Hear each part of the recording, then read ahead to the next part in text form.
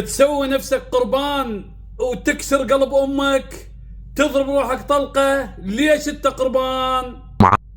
نعم أيها الحضور الكريم، للانتحار أسباب كثيرة، والأكثرها رواجاً وانتشاراً في الآونة الأخيرة هو ما يسمى بالقربان. وهذه الحركة أو هذا الانتماء يدعون به انتماءه للإمام علي عليه السلام، ولكنهم في الحقيقة بعيدين كل البعد عن قسيم الجنة والنار.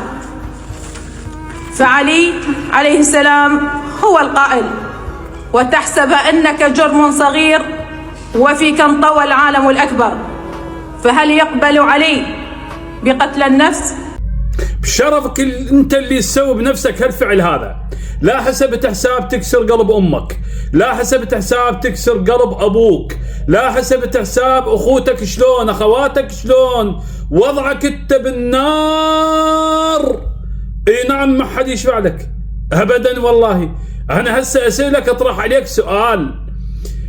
انت هسه اذا اكو شخص كريم، هذا الكريم واعطيك سلاح واقول لك روح اقتله، تقتله؟ ما تقتله. الجواب اكيد ما تقتله. ليش؟ لانه كريم. انت رب العالمين يقول عليك: ولقد كرمنا بني ادم. انت مكرم على جميع مخلوقات الله سبحانه وتعالى. تكريم انه تشنق روحك، التكريم انه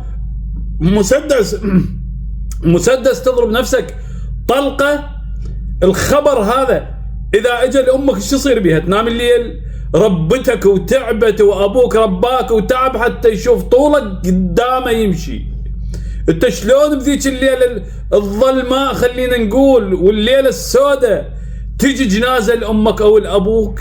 تدري واحد ورا النبي صلى الله عليه وسلم قال له: يا رسول الله انا صحيح عمري صغير لكنه اريد اقاتل وراك.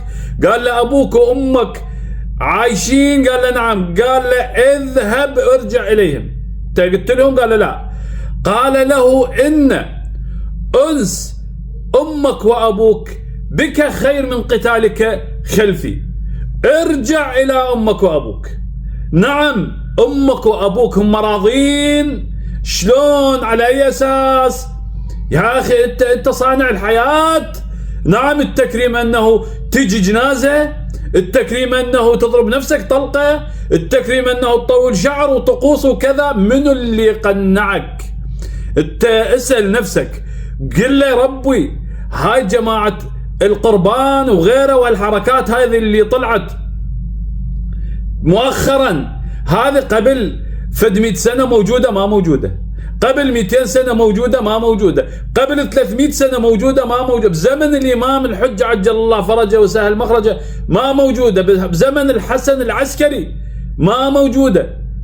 نعم، بزمن اهل البيت كلهم ما موجودين. هاي الحركات ما موجوده. شوف انت، خلي نفسك بمكان الحسن والحسين بشرفك بغيبتك بحظك ببغتك. انت خوش ولد، لا تعرض نفسك للشنقه والقتل او الضرب بالطلقه.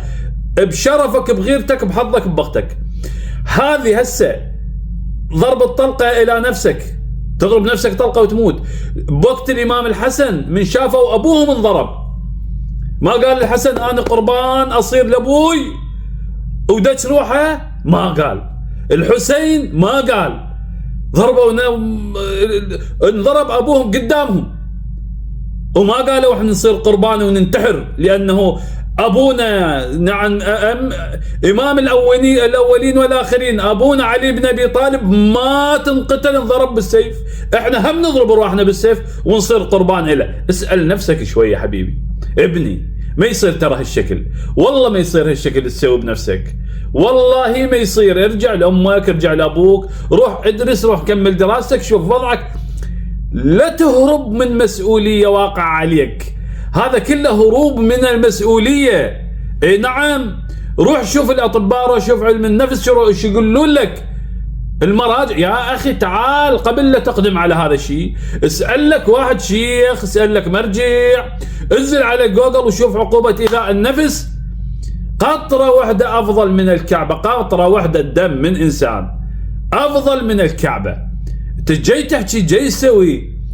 ما اريد اطول عليكم احبابي، احنا نريد نقاش علمي يجيب نتيجة الى مثل هؤلاء، مثل ابنائنا هؤلاء اللي يسمون نفسهم القربان. الله يحفظهم ويكفيهم شر القربان. الله ما محتاج ان تكون قربان له. علي بن ابي طالب ما محتاج ان يكون قربان له، هو قدم نفسه قربان. الحسين عليه السلام شال الدم من رقبة عبد الله الرضيع وقال له إلهي إذا كان هذا يرضيك فخذ حتى ترضى. زينب تقول له إلهي اللهم تقبل منا هذا القربان.